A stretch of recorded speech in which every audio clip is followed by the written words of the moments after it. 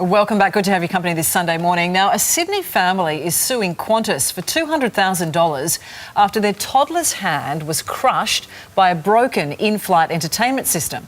And here to discuss on the Sunday Jury, Shell Shock Media's Shelley Horton and journalist John Mangos. Good morning to you both. Morning. Good morning. Well, Shelley, we'll start with you. Well, I'm an expert in this. Well, this is the thing. They're chasing up saying that this will impair their young child's ability in future. But OK, you can do a close-up Let's put the cards or show on a the photo. table. I am missing the top of my finger. And has it impaired you? It has not impaired me at all, but you know what?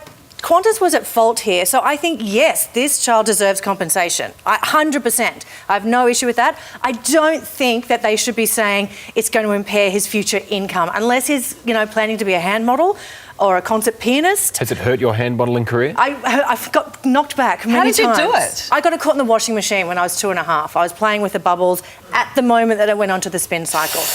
Not ideal. These days they would just sew it back on with microsurgery, but it was 41 years ago in Kingaroy, country Queensland. No microsurgeons at that stage. So you've got good personal experience on this. But Yeah. John, what do you think? Is it a case? I'm intact. You're intact. Good. Beautiful. But I don't think you can say that it won't impede a future career because we don't know what that career might be. And I'm sure Qantas will do the right thing and pay an amount because... Well, they were told, though, when they boarded the plane that the in-flight system was faulty, that they could have moved seats and they chose not to. And they chose not to, but they didn't know then that the thing was going to fall and chop the kid's finger off, right? Yeah. And usually when you've settled into a plane, you don't particularly want to move, and they probably did the right thing and said, oh, look, it's a bit wonky, but we can live with it, not knowing it was going to chop the kid's finger off. Yeah. I think the big question here is how much is a digit worth? How much is a digit worth? That is the question, isn't it? But it is, isn't it? is. Like, is a little finger at age, little kid, 200,000, $500,000, rest of the life we're talking about. And again, I don't think we can predict how it'll impede any professional development. Obviously couldn't do any modelling.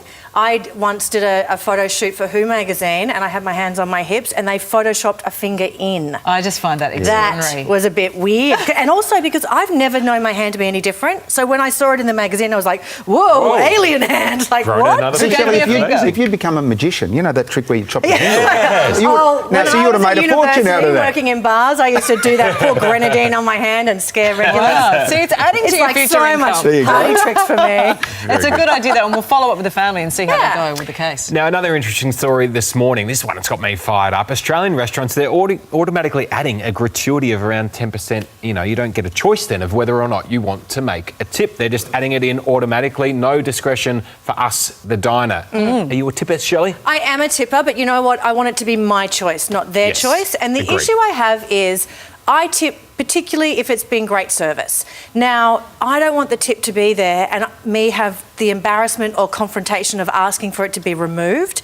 That's really uncomfortable. I would rather it be a positive thing that I do and it's not part of the bill. It's interesting, though, too, John, because when you pay the bill in restaurants now and they often come to you with the order, if you do it on a credit card, they come to you with the system and watch you as you enter it in. And you feel as though if I don't put a tip in, they're going to see and they're going to have a go. That's true. And the other thing they do, which they're not supposed to, is present it with the little page that says tip. So you're obliged to, you can skip it, but most people wouldn't. And that's just putting pressure on us to tip. And I'm a tipper as well. I don't mind tipping if the service has been good, and generally I get good service because I ask my server, what's your name? Are you looking after us tonight? Well, you're a gentleman. And who would not give you good service? No, but it comes back in spades, and then I'm happy to tip. But like Shelley, don't tell me how much. Would you ever, if they put it on there, would you ever say, no, take that 10% off, the service wasn't great? I wouldn't because it's not my style. Because but he's a gentleman. But you know what though, Tom? I wouldn't go back to that restaurant.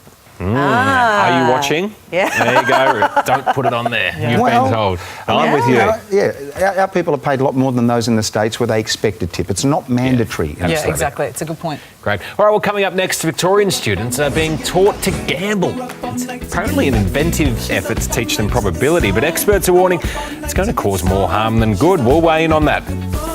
I'm up all night to get lucky. We're up all night to the sun. Now, another interesting topic for us this morning. Students in Victorian high schools are being taught to gamble in class in an effort to try to teach them how unlikely it is that they'll make a buck from betting. We'll continue on the Sunday Jury now with Shelley and John. Shelley, you are shaking your head. I hate this idea. I mean, we have such a gambling problem in Australia. Don't start teaching the kids how to do it. I don't think they're going to learn that the house always wins. I think they're going to learn techniques and then want to gamble. I don't know about that though, because gambling is so prevalent in advertising and to do with sports. Surely the reality is good to teach kids. Yeah, What do you think? I love you dearly, but I totally disagree with you. I think it's a great idea. How many times did we all wonder what algorithms and logarithms and mensuration was going to improve our lives later See, in I life? don't even know when we what were you learning? mean. Mensuration, isn't that a girl issue? Yeah. No, it's not actually. It's a mathematical one.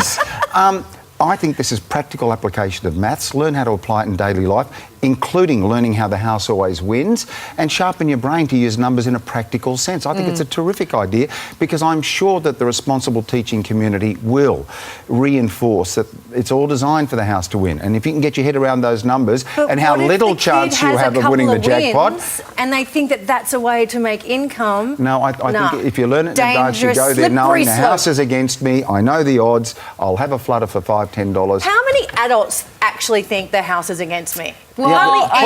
Possibly because they weren't taught to No, gamble responsibly you're wrong. from a school age. I love it. You guys are Shelley, I was fired about up. to say, I'm willing to bet $20 that you go on all day about this, but we have to go to a break, so we'll be back right after this with plenty more. Thanks for coming in, guys.